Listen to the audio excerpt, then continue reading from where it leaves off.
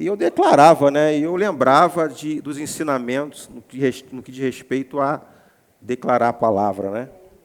E eu declarava que os peritos iriam chegar. Né, equipamento novo, né, qualidade, e isso aconteceu. Amém, irmãos? Isso significa que isso funciona. Amém? Eu louvo ao Senhor pela vida desses irmãos que estão contribuindo para que esse trabalho aconteça, né? E eu tenho certeza, assim como eu, vocês também estão sendo edificados pela ministração da música nesse lugar. Amém, irmãos? Então, queridos, nós vamos dar continuidade à carta do apóstolo Paulo aos Romanos. Só para dar uma reforçada, eu quero mais incentivar, encorajar você. Eu sei que em alguns capítulos que a gente vai trabalhar, vai ficar um pouco maçante, cansativo, mas você que gosta de estudar a palavra, você sabe que isso é normal acontecer, né? Estudar cansa, né? Então a gente vai ler um pouquinho, e eu sei que a gente vai entrar em partes da carta bem, que vai mexer bastante com a gente, né? E reforço que os 3 primeiros capítulos são os 3 primeiros capítulos mais importantes da carta aos Romanos, né? E nós vamos tratar hoje de um capítulo mais difícil da carta aos Romanos. Então, eu quero pedir você um pouquinho de atenção. Não deixa que a carne venha tirar você do foco, principalmente você que veio do trabalho e está cansado, né? E cansaço, realmente, o corpo sente, mas é por uma boa causa, né? E eu só quero recapitular aqui, só para deixar você mais envolvido e interessado, despertar o interesse de você aprender essa carta. Para recapitular, né, já falamos isso várias vezes, do capítulo 1 ao capítulo 3, a gente vai tratar, hoje inclusive o capítulo 3, né, que a gente vai fechar essa parte, fala sobre a perdição de toda a humanidade, tanto do povo judeu como do gentil. E quando a gente fala do gentil, isso envolve a gente. Claro que hoje nós somos igreja, mas uma coisa que a gente precisa aprender, e até para relembrar alguns, que há uma distinção, espiritualmente falando, de 3 povos que a Bíblia traz. Gentil, né, o povo judeu e a igreja. O que são os gentios? Que não é nem judeu e nem igreja. Amém? Então, espiritualmente falando, a Bíblia traz tem essa distinção, e é muito importante a gente aprender isso, porque às vezes tem alguns ensinamentos que as pessoas fazem uma confusão terrível. Alguns até citam que a igreja é o Israel de Deus. Não é verdade. É um ensinamento errado. E a gente vai ver na própria carta essa distinção bem clara a respeito desse tipo de povos que a Bíblia traz. Então, do capítulo 1 ao capítulo 3, o apóstolo Paulo fala da perdição de toda a humanidade, tanto judeu como do povo gentil. Da metade do capítulo 3 até o capítulo 5, vai falar sobre justificação pela fé, ok? Do capítulo 6 ao capítulo 8, vai falar sobre santificação. E aí a gente vai entrar no contexto de igreja, né, reforçando a importância da santificação. Do capítulo 9 ao capítulo 11, vai falar um pouco sobre a rejeição do povo judeu. Então você vai entender que o povo judeu é um povo da promessa e que, em determinado momento, eles rejeitaram esse projeto, né? Quando Jesus ele veio cumprir toda a profecia, tudo aquilo que eles vinham lá atrás, pregando e anunciando, aquele que havia de vir. Quando chegou aquele exato momento, eles rejeitaram. Então vai falar um pouco sobre Israel. É importante a gente saber sobre isso. Do capítulo 12 até o capítulo 14, vai falar sobre dons espirituais, vida cristã e relacionamento com outras pessoas. Muito importante isso, tá? E no capítulo 15 e 16, ele trata algumas coisas aqui bem práticas com relação à igreja e fala do seu plano de pregar ao povo lá da Espanha. Amém? Então, para a gente começar, não quero fazer uma revisão aqui do capítulo 1 e 2. No decorrer da ministração, a gente vai tocar um pouquinho do capítulo 2, tá? Vamos entrar, então, no capítulo 3, versículo 1, tá? Para a gente já avançar, porque tem bastante coisa para a gente ver, tá? Vamos tentar dar o conteúdo hoje. Então, irmãos, o capítulo 1, só para a gente entender, que a gente vai ler aqui a partir do versículo 1, do versículo 1 até o versículo 8, o apóstolo Paulo, ele tem tipo ele apresenta como se fosse um opositor imaginário. Imagine se você escrevesse uma história instrutiva, em que você desejaria colocar dentro dessa história perguntas, por mais que não existisse um personagem, uma pessoa clara, ou que existisse uma pessoa, você imaginasse um opositor e automaticamente você apresentasse as respostas. Então, nesse capítulo 3, o apóstolo Paulo, explicando, inclusive, o próprio capítulo 2, quem assistiu a outra aula, ou quem não assistiu pode procurar na nossa plataforma no YouTube, o apóstolo Paulo fazendo indagações, mas não existiu nenhum judeu que foi até Paulo, naquela época que ele escreveu a carta, que entrou em contato com ele ou que teve a oportunidade de estar com ele, de fazer esses questionamentos. Paulo ele apresentou lá, ele fez de uma forma ilustrativa um opositor. E isso fica muito fácil, inclusive, para quem estiver lendo essa carta, principalmente o povo judeu, o que, na verdade, poderia existir, porque, obviamente, você lendo o capítulo 2, você vai perceber que, possivelmente, Paulo percebia isso, haveria uma dúvida a respeito da própria promessa do povo judeu, daquilo que Deus separou aquele povo para cumprir um propósito. Então, Paulo ele já se antecipou a essas dúvidas, e é muito interessante. Vamos lá, então, versículo 1. Olha só o que o apóstolo Paulo ele começa, né? Aqui é como se fosse um judeu, um opositor imaginário. Ele faz a seguinte pergunta ao apóstolo Paulo: qual é a vantagem de ser judeu? E ele fala assim: ou qual a utilidade da circuncisão? Então é como se fosse um judeu, depois de ter conhecimento do que foi escrito no capítulo 2, e ele fazendo esse questionamento, porque Paulo foi muito claro no capítulo 2 que existiam judeus religiosos que criticavam o gentio, né? Porque quando vinha uma palavra, ou quando eles praticavam alguma coisa errada, eles criticavam, eles apontavam. E o apóstolo Paulo corrigiu isso do povo judeu. Olha, quem é você, que principalmente aqueles religiosos, que apontavam o dedo, que condenavam, mas faziam as mesmas coisas? E na aula anterior, eu até reforcei, por mais que a carta estava falando especificamente ao povo judeu, nós que somos igrejas, isso serve também para chamar nossa atenção. Quando nós julgamos as pessoas, quando nós apontamos as pessoas, e principalmente quando nós apontamos algo que nós fazemos. Então, quem é você? Paulo questionou. Inclusive, até relatando no capítulo 12, ele fala que, pelo fato de eles terem a promessa, ter a lei de Moisés, ter o sacerdócio, ter o conhecimento para ensinar, para instruir, até para ensinar para as crianças, e estava com uma postura como essa, falta de misericórdia. E Paulo metendo a ripa nas pernas do povo judeu, e chamando a atenção, e tinha muito aquela coisa, principalmente na igreja de Roma, onde você tinha lá tanto judeu convertido, como gentio, alguns judeus religiosos questionando por que o gentio não foi circuncisado.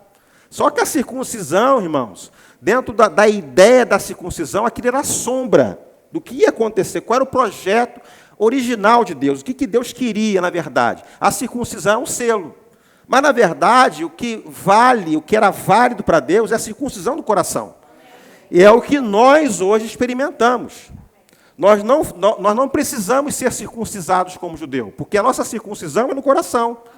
Né? E Paulo estava reforçando isso, porque existia um judeu que tinha uma parte que se vangloriava pelo fato de ser nascido judeu, não, porque eu sou judeu, batia no peito, e um outro segmento que questionava, olha, você não é circuncisado assim como eu, então se via mais santo do que o outro. Parece mera coincidência, né? De coisas que aconteciam lá atrás, e às vezes no meio da igreja acontecem essas coisas.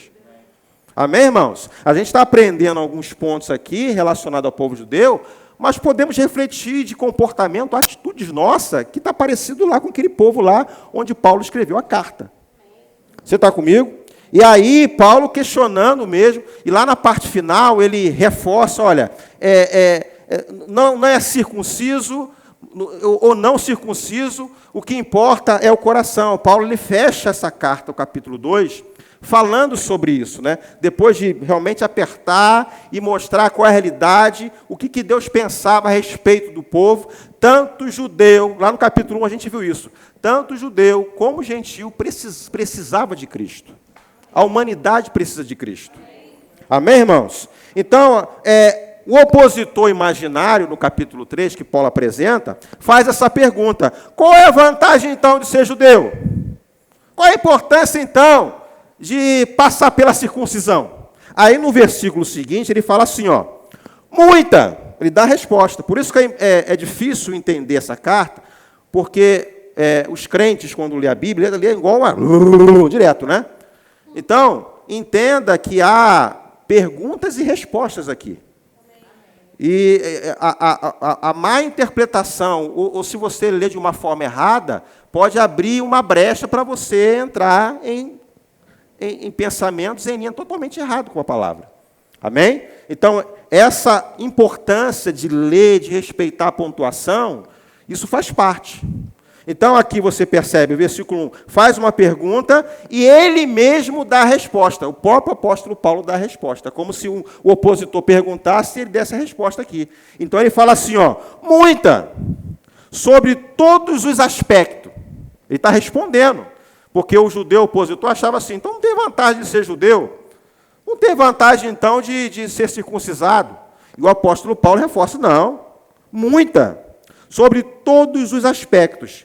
E ele fala assim, ó, principalmente porque aos judeus foram confiados os oráculos de Deus. O que são os oráculos de Deus, irmãos? É a palavra. Lá no Velho Testamento. Então, o que dizia lá no Velho Testamento, né? Falava sobre a promessa, não é isso? Falava sobre salvação, porque a salvação veio dos judeus. Amém? A gente tem que reconhecer o povo judeu, porque partiu dele. E outra coisa, o sacerdócio. Quando a gente vê a figura do sacerdote, começou lá. Né? Eu sei que tem lá a parte lá de Abraão, né, que, né, fala um pouquinho sobre o sacerdócio, mas a parte mais forte, mais firme, mais clara, foi do povo judeu. Você está comigo, irmãos? Aí, no versículo seguinte, e daí, se alguns não creram, a incredulidade deles virá desfazer a fidelidade de Deus? O opositor está fazendo essa pergunta. E daí? Se alguns não creram, a incredulidade deles virá desfazer a fidelidade de Deus? E o apóstolo Paulo responde, de maneira nenhuma, seja Deus. A gente pega muito esse versículo, né? Para a gente defender um pensamento de Deus ao nosso respeito, não é isso? De maneira nenhuma, seja Deus verdadeiro e mentiroso todo homem, ou seja, pelo fato do povo judeu não ter aceito, não ter entrado no propósito, isso significa que a infidelidade do Senhor, que a fidelidade do Senhor não pode ser cumprida? Não, de maneira nenhuma. Seja o homem mentiroso e Deus verdadeiro. Amém, irmãos? Aí ele diz assim, ó, segundo está escrito, ele cita aqui, irmãos, o Salmo 51, versículo 4, se você quiser pesquisar aí, você pode abrir. Ele cita aqui o oráculo de Deus. Ele cita lá o Velho Testamento. O que ele cita aqui? Ó? para seres justificado nas tuas palavras, e venhas a vencer quando fores julgado. Está falando exatamente daquilo que eles falavam, e naquilo que eles falavam, eles vão ser julgados na própria palavra, na própria lei que eles criam. Amém, irmãos? Você está comigo? Então, isso, irmãos, a infidelidade do judeu não anula a fidelidade de Deus. O homem pode errar, mas Deus continua sendo fiel. Amém? Quantos se alegram com isso? Aí o opositor continua. Mas se a nossa injustiça traz a lume a justiça de Deus, que diremos? Porventura será Deus injusto por aplicar a sua ira? O que o judeu estava pensando aqui? Bem, se a injustiça do povo judeu vai ressaltar a justiça de Deus, por que eu tenho que ser? Por que nós temos que ser condenados por isso? E aí o apóstolo Paulo, ele fala assim, certo que não. Do contrário, como julgará Deus o mundo? Então, se através da injustiça, Deus ele começa a manifestar o seu amor, a sua graça, e reforço que a graça, ela não se manifestou não somente no Novo Testamento, mas a gente pode ver a graça se manifestando também no Velho Testamento. Isso, irmão, não significa pelo fato disso expor Deus, mostrar o caráter de Deus, não significa que a humanidade está certinha, que o judeu lá não. Mas isso aí foi importante acontecer para que os gentios fossem alcançados, não é essa linha de pensamento. Você está comigo, irmãos? E a gente consegue entender, eu vou avançar um pouquinho, algumas linhas teológicas que defendem, irmãos, a prática deliberada do pecado, porque acredita que pelo fato de pecar, já sou salvo, né, já sou perdoado, e isso tudo precisa acontecer para que a graça do Senhor se manifeste. É uma linha errada. Olha só que interessante aqui, quer ver? E olha só que ele termina assim, ó. Vou repetir aqui que ele fala assim, ó. Mas se a nossa injustiça traz a lume a justiça de Deus, que diremos? Porventura será Deus injusto por aplicar a sua ira? Aí ele fala assim, ó, falo como homem. Olha só como Paulo, como se ele ouvisse um judeu questionando algumas coisas que ele disse lá atrás, e ele parece que viu e foi passando isso, né? Escrevendo na carta. Mas é uma pessoa imaginária. Ele imaginou um judeu com essa dúvida, né? Então ele reforça assim, ó, falo como homem. Certo que não, pelo contrário, como julgará Deus o mundo? E aí, eu vou ler aqui na versão transformadora, versículo 7, nova versão transformadora, versículo 7 e 8, tá? Porque essa parte aqui é bem delicada, olha só. Alguém poderia argumentar ainda, mas por que Deus me condena como pecador, se minha mentira ressalta a sua verdade e lhe traz mais glória? Olha a cabeça do judeu. Espera aí, calma aí que a gente vai entrar numa parte aqui bem interessante. E alguns até nos difamam, afirmando que dizemos, quanto mais pecamos, melhor. Quem diz essas coisas merece condenação. Então, o que o judeu ele pensava, né? Paulo apresentando aqui na carta, né? Se na verdade Deus ele quer se manifestar, é o propósito dele se manifestar, ele vê como a própria situação que o povo judeu apresentava, que negou, como uma oportunidade para lhe manifestar a glória dele. Então, pelo fato de ele contribuir para manifestar a glória de Deus, por que eles deveriam ser condenados? Você está comigo, irmãos? Você percebe que a falta de entendimento pode abrir margem para doutrinas. E a gente vê, na era da igreja, aquela doutrina que é disseminada por aí, diz que uma vez salvo, salvo para sempre.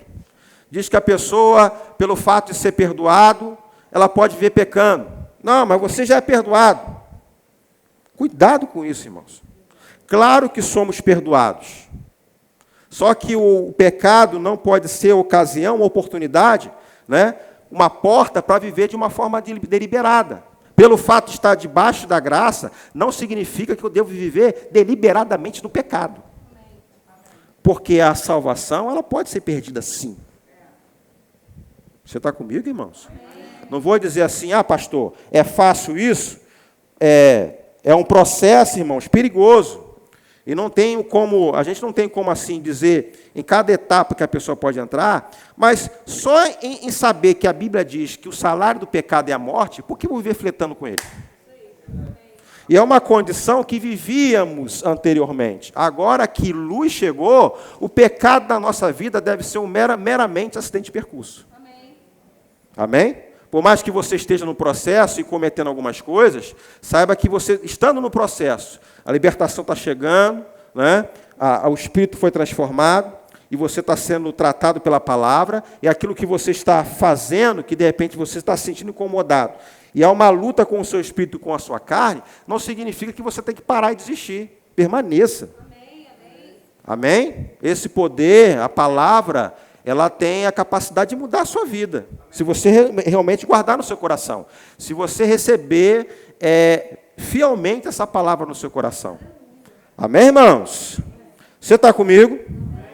Então aí, irmãos, olha só, ele faz um resumo aqui, ó, do versículo 9 ao versículo 18, ele resume tanto o capítulo 1 e o capítulo 2. Então, o que ele fala aqui? Ó? Ele faz 7 citações lá do Velho Testamento, falando que realmente é a situação do homem, tanto judeu como gentil. Amém? Olha só o que diz assim, ó, que se conclui: temos nós qualquer vantagem? Não, de forma nenhuma, pois já temos demonstrado que todos, tanto judeus como gregos, estão debaixo do pecado. Então não tem essa coisa dos dois chegar assim, não, mas eu que eu sou do povo da promessa, que eu tenho a lei de Moisés. Cristo, você precisa de Cristo. Assim como eu, que não sou judeu, mas tanto eu como você, precisamos de Cristo. E graças a Deus você recebeu essa salvação através de Cristo. Você reconheceu Jesus Cristo como o Senhor e Salvador da sua vida, não é isso? E aí ele fala assim, ó, como está escrito? Não está aí na tua versão? Ele fala assim, ó, como está escrito? E aí ele faz 7 citações do que é realmente um homem. Aí ele cita, quer ver? Salmos capítulo 14, do versículo 1 ao versículo 3. Ele está citando aí. Ó, não há justo, nenhum sequer. Não há quem entenda, não há quem busque a Deus. Todos se extraviaram. A uma se fizeram inútil. Não há quem faça o bem. Não há um sequer. Salmos, capítulo 14, do versículo 1 ao versículo 3. Aqui ele está citando aí. Aí ele faz uma outra citação. Salmos, capítulo 5, versículo 9. E também o capítulo 140, versículo 3. Olha o que ele diz aqui, ó. Todos se extraviaram. A uma se fizeram inútil. Não há quem faça o bem, não há nenhum sequer. E aí ele cita... não, já repeti isso aqui, né? Já repeti. Eu repeti aqui o Salmo 14, do versículo 1 ao versículo 3. Eu vou citar agora o Salmo, capítulo 5, versículo 9, e 140, versículo 13. Ele diz assim, ó, a garganta deles é sepulcro aberto, com a língua de engano, veneno de víbora está nos seus lábios. Aí o Salmo, capítulo 10, versículo 7. A boca, e eles a têm cheia de maldição e de amargura. E depois ele cita Isaías, capítulo 59, versículo 7 e 8. São os teus pés velozes para derramar sangue. Nos teus caminhos há destruição e miséria. Depois ele cita capítulo 57, versículo 8. Desconhecer o caminho da paz. E por último aqui a sétima citação, Salmos 33, versículo 1. Ele diz assim, ó, não há temor de Deus diante de seus olhos. Então a prova aí, irmãos, nessas citações, a situação da raça humana. Precisa ou não precisa de Jesus? Amém. E graças a Deus, você recebeu essa palavra. Amém? Amém? Qual é o nosso papel hoje? Pregar o Evangelho. Amém, amém. Amém, irmãos? A qualquer criatura. Você está comigo? Amém. Glória a Deus. No versículo 19, versículo 20, vamos avançar um pouquinho? Diz assim, ó, ora, Sabemos que tudo o que a lei diz aos que vivem na lei, o diz para que se cale toda a boca e todo mundo seja culpável perante Deus, visto que ninguém será justificado diante dele por obras da lei. Preste atenção nessa parte aqui, por favor. Em razão de que, pela lei, vem o pleno conhecimento do pecado. Então, o judeu tem que estar bem claro que a lei não é para salvar o judeu, mas sim para mostrar como ele está. A lei não salva ninguém. Amém? Eu estou falando a lei de Moisés. Qual o propósito da lei, então, pastor? É mostrar como está o homem. É como se ele olhasse para o espelho e visse, olha como você está.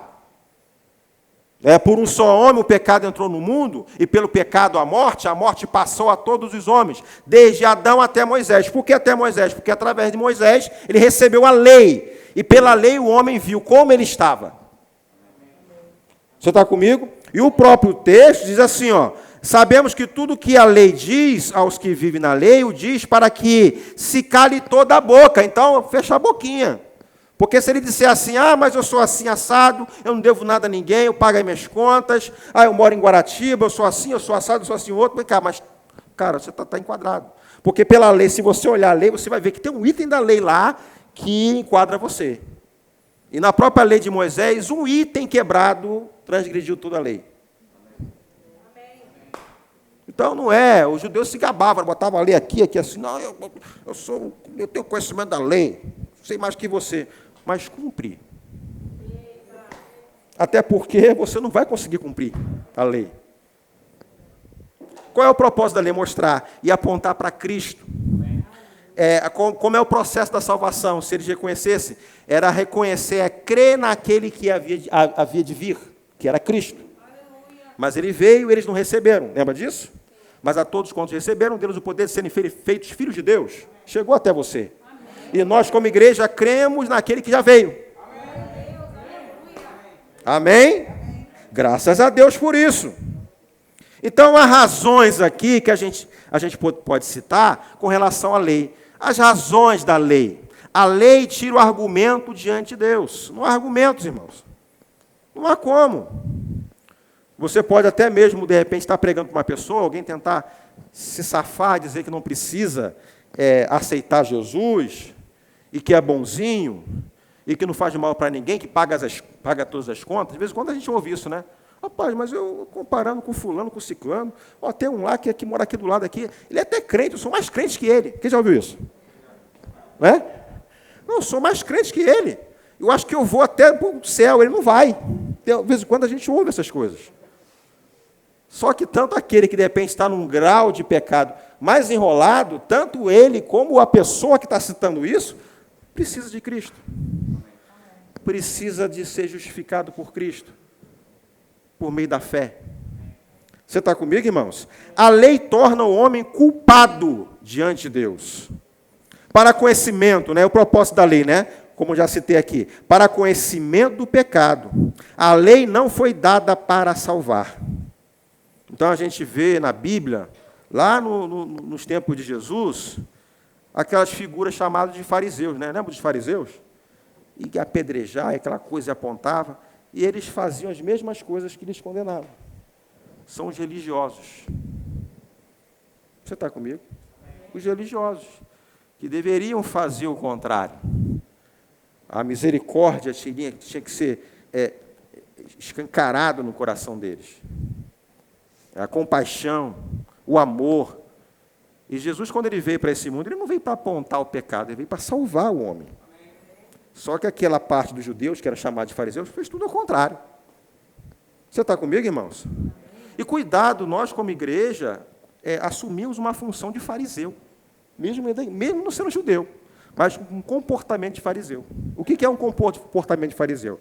É aquele que está só apontando, é aquele que na hora de ter compaixão, de amar, de perdoar, vira as costas.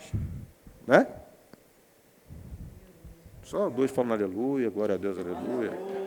Tem alguém aqui na igreja? Foi arrebatado? Todo mundo aqui é judeu? O que é? Não sei. De repente está cheio de judeu aqui, Está todo mundo quieto.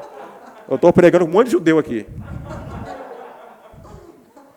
Aí tem uns que pensam assim, misericórdia, né? O povo judeu não vale nada. Não, irmãos, tem um pouquinho.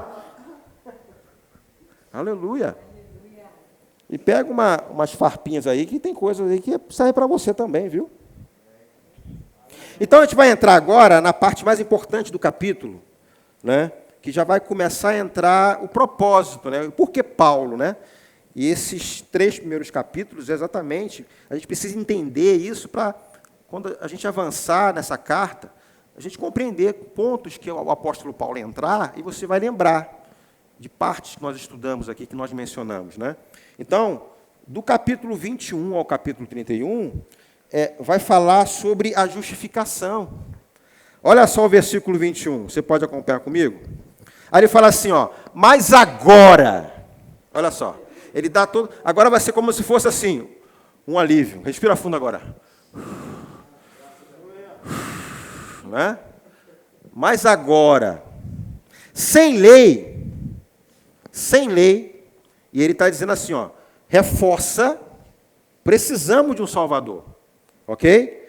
Se manifestou a justiça de Deus, testemunhada pela lei e pelos profetas, justiça de Deus mediante a fé em Jesus Cristo, para todos, presta atenção nessa parte, para todos, e sobre todos os que creem. Não é por você ser bonzinho, porque você não fez mal para ninguém, que você paga as suas contas. É por mediante a fé, meu irmão. Pela graça sois salvos mediante a fé. Isso não vem de vós, é dom de Deus. Porque não há distinção. O ato salvador de Jesus Cristo. Não há distinção, irmãos. Versículo 23. Pois todos o quê? Que está escrito na sua Bíblia? Pecaram e carecem o quê? Olha só. Sendo justificados gratuitamente por sua graça, mediante a redenção. Isso que? Resgate. Que há em Cristo Jesus. A quem Deus propôs no seu sangue como propiciação. Propiciação é como se fosse tampa, né? Não tem como a gente explicar aqui, mas é como se fosse uma tampa dentro do processo de apresentar o sacrifício, né? Na hora que ele vinha com o sangue, né? Depois de espargir o sangue do animal, no sacrifício quando era feito lá para o povo, né? Ele colocava o sangue em cima de uma tampa, né? Embaixo tinha lá um livro, e colocava uma tampa e colocava o sangue em cima, como prova de que houve ali um processo de propiciação, né? E aí ele fala assim, ó, mediante a fé, vou repetir isso aqui, tá? A quem propôs no seu sangue como propiciação, mediante a fé, para manifestar a sua justiça, por ter Deus, na sua tolerância, deixado impunes os pecados anteriormente cometidos. Todo pecado tem que ser, irmãos, castigado. Não pense pelo fato de Deus perdoar aquilo que foi cometido. Não, apagou. Não, irmãos. Isso tudo foi lançado em Jesus. O pecado da humanidade, irmãos, Jesus ele carregou sobre si. Então, a justiça de Deus, irmãos, ela se manifestou. Se você analisar um processo judiciário comum, tradicional, uma pessoa que é pega em delito, que é julgada, ela é condenada, ela vai pagar pena por aquele ato. Não é isso? Então, dentro do processo de Deus aqui, o homem deveria pagar, mas o que ele fez? Pelo seu amor, mandou Jesus para morrer no nosso lugar. E por isso, irmãos, devemos reconhecer o sacrifício de Jesus. E por isso que quando nós erramos, irmãos, a gente tem que olhar para Cristo. Senhor, me perdoa, né? Não é a sua posição, a sua postura, não é para não ser pego, mas é uma postura de gratidão. Reconhecer o sacrifício que Ele fez na cruz do Calvário por você. Amém, irmãos? Por isso que é importante a gente entender isso. Sendo justificados gratuitamente por sua graça, mediante redenção, resgate, que é em Cristo Jesus, a quem Deus propôs no seu sangue como propiciação, né? Mediante a fé, para manifestar a sua justiça, por ter Deus, na sua tolerância, deixado impunes os pecados anteriormente cometidos. E ele fala assim, ó, tendo em vista a manifestação da sua justiça no tempo presente, para ele mesmo ser justo e o justificador daquele que tem fé em Jesus. Você tem fé em Jesus? Amém. Então você foi justificado por ele. Amém. Então quando nós falamos assim, ó, eu sou justiça de Deus, então entenda por quê. Porque você foi justificado por Jesus. Amém. Em vez de você pagar pelos seus delitos, Jesus ele pagou o preço no seu lugar. Diga para o seu irmão, você é a justiça de Deus. Fala para o seu irmão aí. Aí diz assim, onde está, pois, a jactância? Ou seja, onde está o moralista? Foi de todo excluída? Por que lei? Das obras? Não. Pelo contrário, pela lei da fé. Você é salvo, irmãos, mediante a fé. Não há nada nesse mundo que você faça para você estar bem na fita com Deus. Porque tem gente que acha assim, não, mas eu sou tão bonzinho, eu sou assim, eu sou assado. Não adianta. As obras é obrigação sua. Ser bonzinho é obrigação sua. Ser um bom marido é obrigação sua. Ser um bom filho é obrigação sua. Boa esposa, bom profissional, trabalhador, pagador de impostos, obrigação sua. Amém? Aí ele fala assim, ó, concluímos, pois, que o homem é justificado pela fé, independentemente das obras da lei. É porventura Deus somente dos judeus? Não é também dos gentios? Sim, também dos gentios. Então, para calar a boca do judeu, você acha que é o bambambam, que Deus é para você, é só teu? Não, é também dos gentios. E será que a igreja também age assim? A igreja se comporta como se Jesus fosse só dele?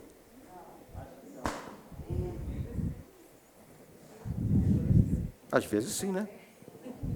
E trata lá o ímpio lá de qualquer maneira, porque é ímpio. Não, você é filho de Satanás. Eu sou filho de Deus. Eu sou filho do cão. Jesus não é evangélico. Aí quando você vê Jesus abençoando lá o ímpio, lá o crente fala assim, deve ser o diabo. Não foi o diabo, não foi Jesus. É, porque o crente acha que Jesus só abençoa ele, né? Aí você vê lá o ímpio lá, falando tudo errado, orando lá, falando um monte de coisa, você corrigindo lá, aí no final ele recebendo a bênção, você assim, isso aí é diabo, isso é o diabo tentando enganar ele.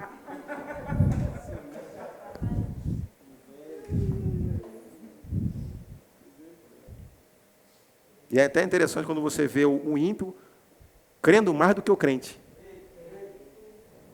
E o ímpio pregando para o crente.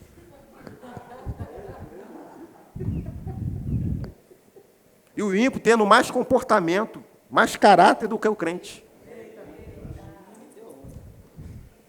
Aí ficou esquisito, né, André? E o cara, eu sou filho do rei.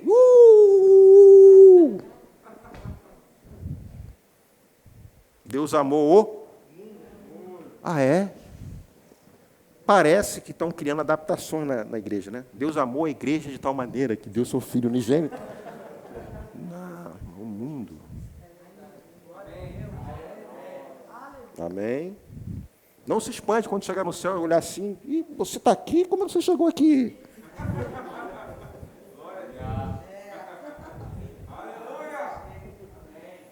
E você está aqui, sua camisa, e falou mistério, e bababá, e o camarada lá no feio, está no céu com você assim, ô irmão, como é que você chegou aqui? Pela porta do fundo? Não, eu também a mesma coisa, eu fui. Portas do fundo, você dá comédia, né? Aleluia! Visto que Deus é um só, o qual justificará por fé o circuncisão. Aí dá mais uma finetadinha no judeu. O circunciso, né? E, mediante a fé, o incircunciso. Anulamos, pois, a lei pela fé? Não, de maneira nenhuma. Antes, confirmamos a lei. Quem confirmou a lei? Cristo, irmãos.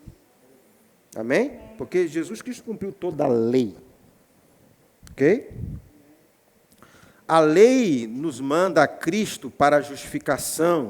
Isso aqui é uma frase, irmãos, que eu até anotei aqui, do grande homem chamado Martim Lutero. Como ele se converteu? Lendo a carta aos Romanos. Um grande católico.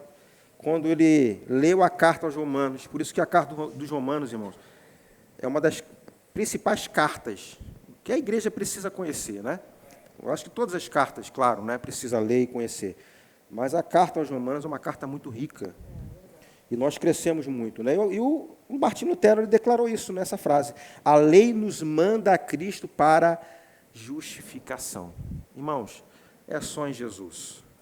A prova, irmãos, aqui que devemos pregar o Evangelho. Amém? Então, qual é a norma da nossa vida hoje como igreja?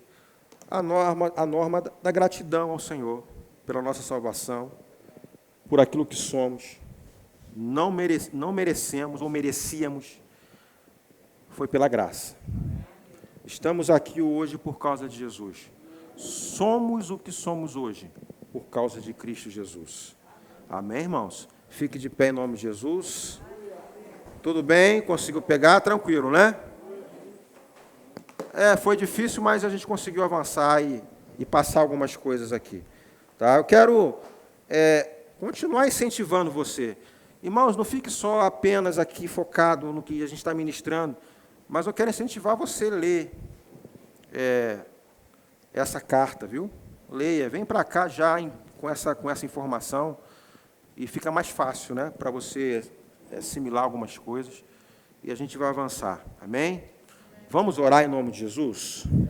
Pai, nós te agradecemos por essa noite, pela oportunidade de relembrar a origem, relembrar o propósito, o que nós somos, porque ao longo do tempo algumas pessoas se perderam com relação ao propósito, aquilo que foi estabelecido lá no início, com relação à igreja, à humanidade, tanto ao gentio como ao judeu, com relação a Cristo. E nós, como uma parte da tua igreja que te serve nesse lugar, queremos ser avivados através da tua palavra no cumprimento desse propósito, de não esquivarmos no sentido de pregarmos o Evangelho, porque a humanidade precisa de Cristo. A prova está aí. Eu sei que uma parte recebeu a lei e eles serão julgados naquilo que eles receberam. A outra parte, com relação à consciência, né? Aquilo que está no seu coração, aquilo que já tem comunicado e apontando para Cristo e mostrando que eles precisam de um Salvador, que eles têm um Salvador.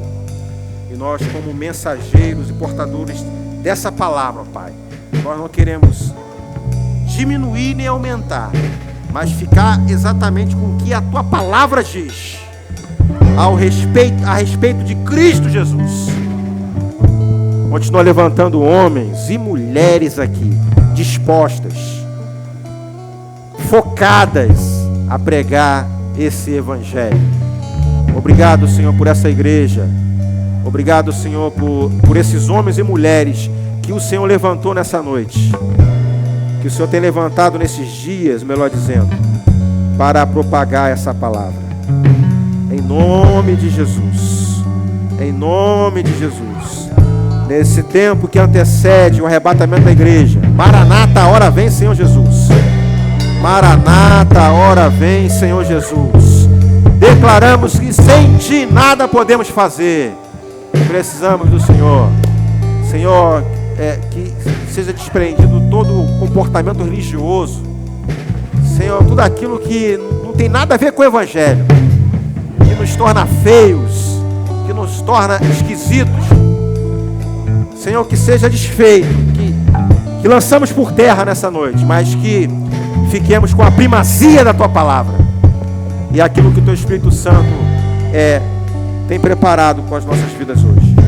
Obrigado, Pai, por tudo. Em nome de Jesus. Que o povo de Deus diga amém. Diga mais uma vez para o seu irmão: você é a justiça de Deus. Diga para ele. Amém? Você pode se sentar. Seja abençoado pela prática da palavra.